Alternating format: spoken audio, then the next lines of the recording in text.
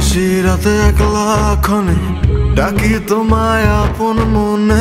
চিত্রনায়িকা পরিমণি ও সঙ্গীত শিল্পী শেখ সাদির প্রেমের গুঞ্জন চাওর রয়েছে।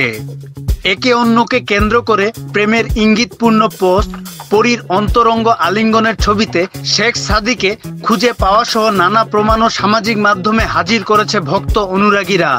গত মঙ্গলবার দিবাগত রাতে প্রকাশিত হয়েছে শেখ সাদির গুনাহগার শিরোনামে একটি ইসলামী গান।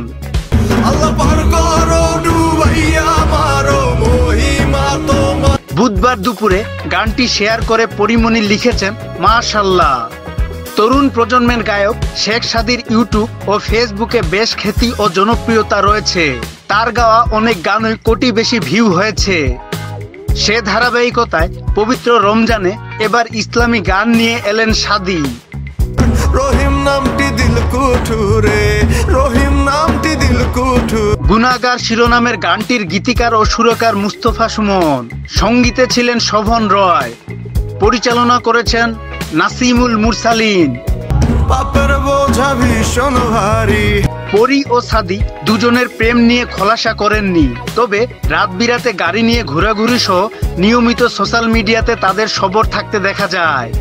নিজেরা খোলামেলা না বললেও দুজনে যে প্রেমের সাগরে ভাসছেন তা বলার অপেক্ষা রাখে না।